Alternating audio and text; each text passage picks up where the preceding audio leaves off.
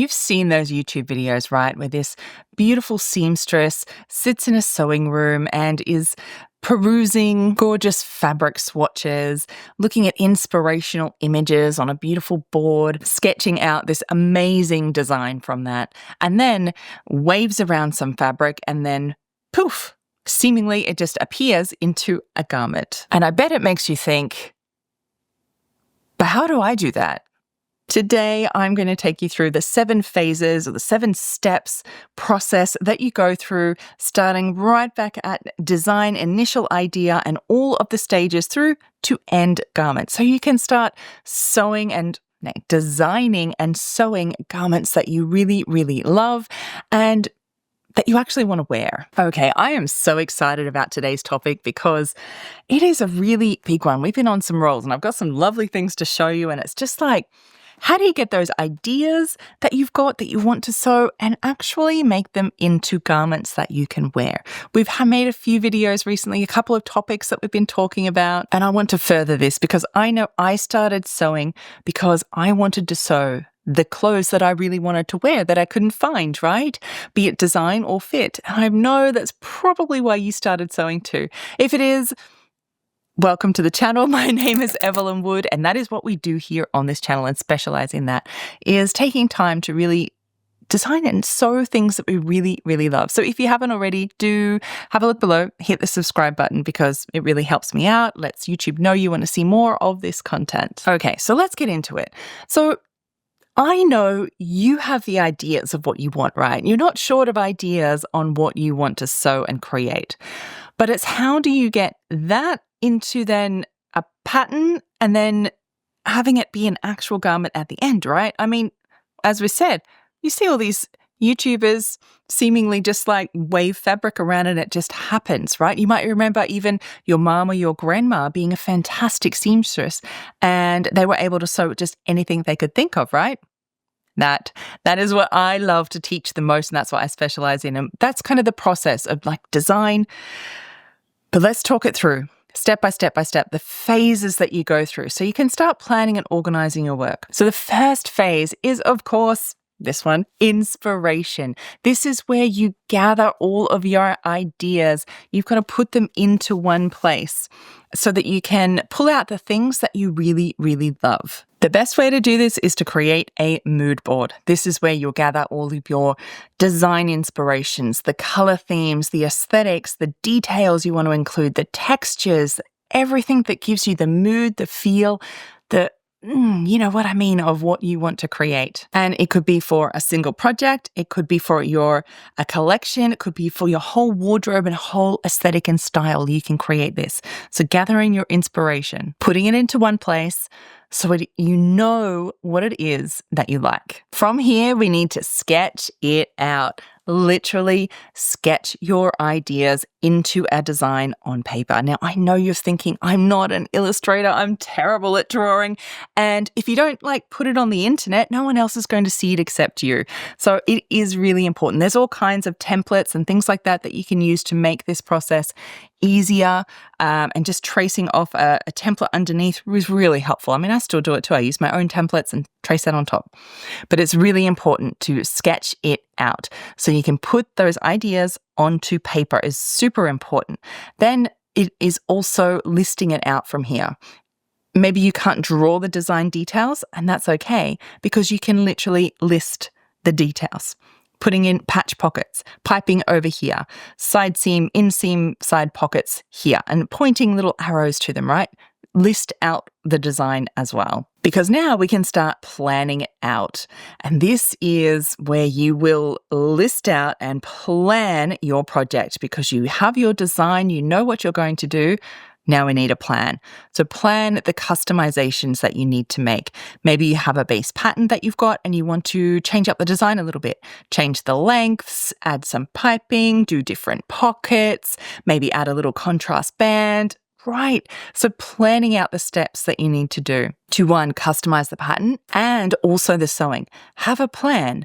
Are you going to deviate from what the pattern tells you? Because you probably should, because there's better ways to do it. And that's the fun of sewing. You get to customize it. So even in the sewing part, are you maybe going to do a different type of hem finish rather than just a turn up and stitch as the pattern says?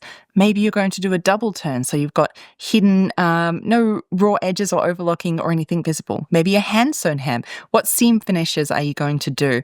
Maybe you're going to do a different contrast band, or what kind of zipper? Do you want to, instead of an invisible zip, do you want to do a lapped zip? And change it out. So listing out both the pattern customizations, i.e. pattern changes to the design style that you need to do, and listing out, planning out the sewing that you want to change and customize as well. Because now you can gather your materials. And well, this is kind of the fun part, isn't it? You've got your design, your plan, so you know how much fabric you're going to need, you know what kinds of fabric, any trims, any extras, all of those you can gather now at this stage and have fun with it, because who doesn't love gathering the supplies? I say we often jump to this first and we get a bit carried away and jump straight into gathering our supplies. Tell me if that's you. Because now you can move on to the next step, which is getting your pattern ready. And so this depends on, say, what skill level you're at as to what it might look like. So get your pattern ready now at this stage. You will, one, as a beginner, just pick your pattern size, cut it out, and maybe trace it out, right? And make a new copy of it. Maybe, next level, you're adding a few little size here at the waist, here at the hips, and adjusting the pattern ever so slightly to suit your body shape.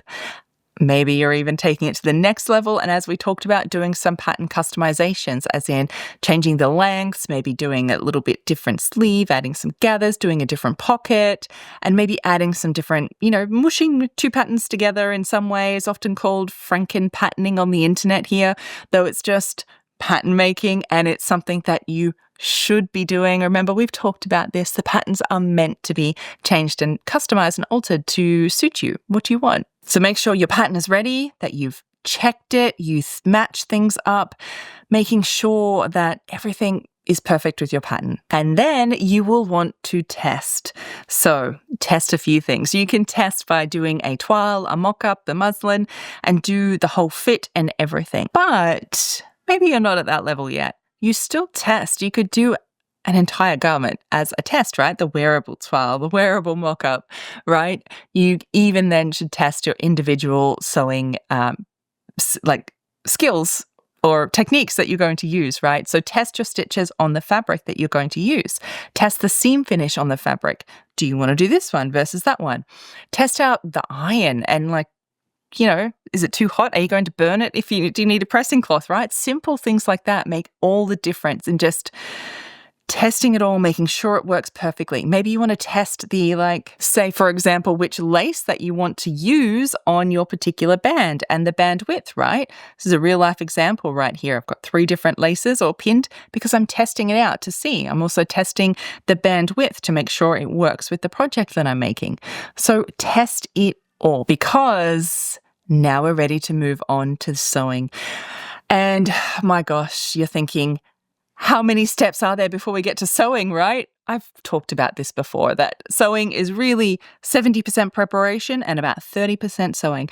If you do all of these steps and preparation beforehand, it makes the sewing really easy. I mean, you get to this point and honestly, everything just goes together. Well, most times. All right, I'm generalizing.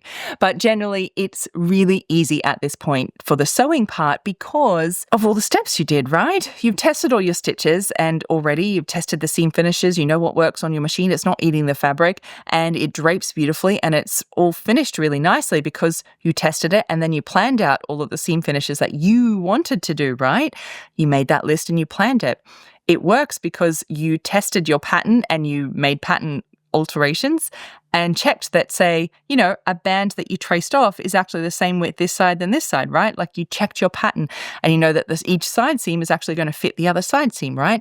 You did all that. So that's why sewing it together is easy because it's all been checked. And in the end, it looks the way you wanted because you took the time to gather all your inspiration and sketch it out and design it, right? And it looks just like you envisioned because you went through all of those steps and stages. Sewing is easy when you do the right preparation, and particularly designing when you want to start planning and doing these things. You can't already have your pattern cut or all your materials or things like that until you've gone through step by step by step at each phase, thought about each of these things to put them into place.